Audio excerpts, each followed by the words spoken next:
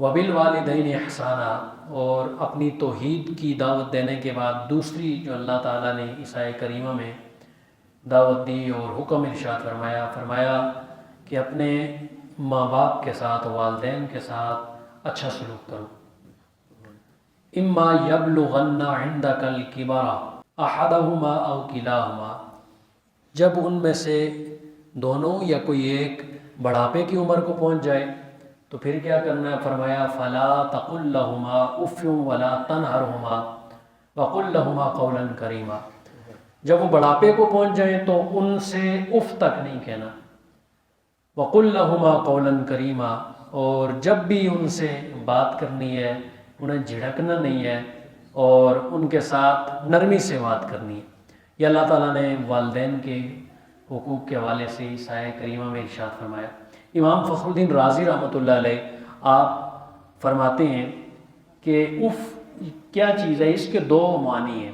فرمایا کہ انسان کے بدن پہ جیسے مٹی پڑ جائے، ریت پڑ جائے، بندہ اپنے منہ سے پھونک مار کے اسے ہٹاتا ہے، ایک یہ ہے اف، یہ جو آواز ہے، یہ زبان سے منہ سے آواز نکلتی ہے، ایک اف یہ ہے۔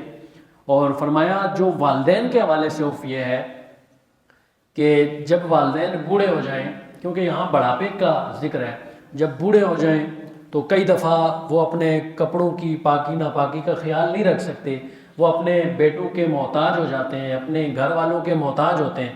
تو فرمایا جب کبھی ایسا وقت ان پر آ جائے تو تم نے اپنے ناک پہ ہاتھ رکھ کے، یعنی ایک ناگواری محسوس نہیں کرنی، تاکہ والدین تمہیں دیکھ کر یہ محسوس نہ کریں کہ تم ان کو دیکھ کر تو ایک ناگواری محسوس کر رہے ہو، تمہارے والدین یہ نہ سوچیں کہ میرے بیٹے مجھ سے ایک نفرت کا اظہار کر رہے ہیں۔ فرمایا والدین کے لیے، حالانکہ وہ ایک فطری بات ہے، والدین کے کسی کے بھی اگر کپڑے گندے ہیں، ناپاک ہو گئے ہیں، تو بندے کی فطری بات ہے کہ وہ بدبو آئے گی تو ناک پہ ہاتھ رکھے گا، لیکن فرمایا جب والدین کے ساتھ یہ معاملہ ہو تو تم نے ایسے بھی نہیں کرنا، کیونکہ اگر والدین ان کے دل میں کہیں یہ نہ آئے کہ میرا بیٹا، میری اولاد مجھ سے نفرت کر رہی ہے، تو والدین کے یہاں تک کے حقوق اللہ رب ذوالجلال نے بیان فرمائے۔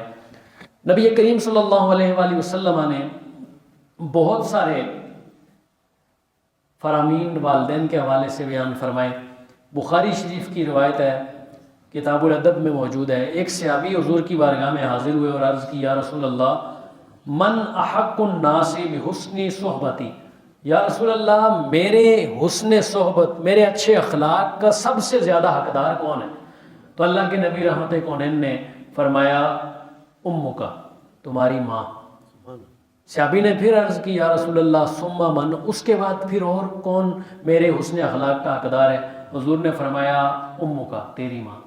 تیسری بار پھر صحابی نے عرض کی ثم من، یا رسول اللہ اس کے بعد پھر کون حقدار ہے؟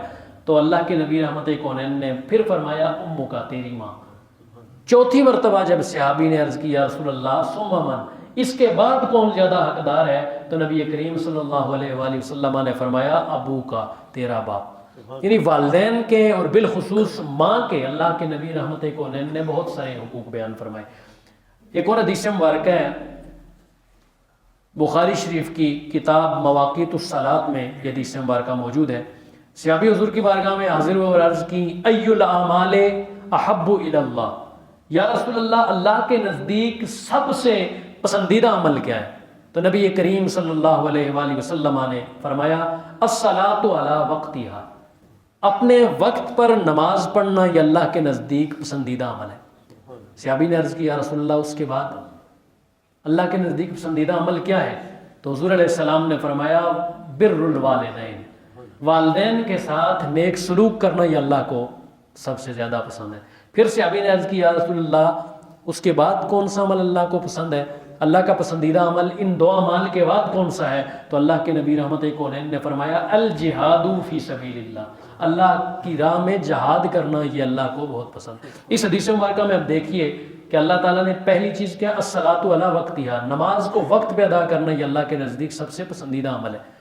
اور دوسری چیز، دوسرے جگہ پر اللہ کے نبی نے والدین کے ساتھ حسن سلوک کو قرار دی، یعنی جہاد فی سبیل اللہ جو ہے وہ بھی والدین کے سلوک کے بعد اللہ کا پسندیدہ عمل ہے۔ والدین کے ساتھ حسن سلوک جہاد سے بھی پہلے ضروری ہے، اور یہ ایک باقاعدہ روایت ہے نبی کریم صلی اللہ علیہ وآلہ وسلم کی بارگاہ میں ایک صحابی حاضر ہوئے، سنن نسائی کی روایت، حضرت جاہمہ رضی اللہ تعالیٰ عنہ عرض کی کہ آپ روایت کرتے ہیں کہ ایک شخص حضور سے جہاد کے حوالے سے مشورہ لینے لگا، حضور میں جہاد میں جانا چاہتا ہوں، کیا مجھے اجازت ہے؟ تو نبی کریم نے فرمایا، اے میرے صحابی کیا تیرے والدین زندہ ہیں؟ عرض کی ہاں حضور میرے والدین حیات ہیں۔ حضور نے فرمایا جا اپنے والدین کی خدمت کر، یہی تیرا جہاد ہے۔ سنن ابن ماجہ کی روایت ہے، کتاب الادب باب بر الوالدین میں یہ حدیث مبارکہ موجود ہے۔ ایک شخص حضور کی بارگاہ میں حاضر ہوا اور عرض کیا یا رسول اللہ والدین کے بارے میں کچھ ارشاد فرمائیں۔ تو نبی کریم صلی اللہ علیہ وآلہ وسلم نے فرمایا ہما جنتک و نارک، وہی تیری جنت ہے وہی تیری دوزخ ہے۔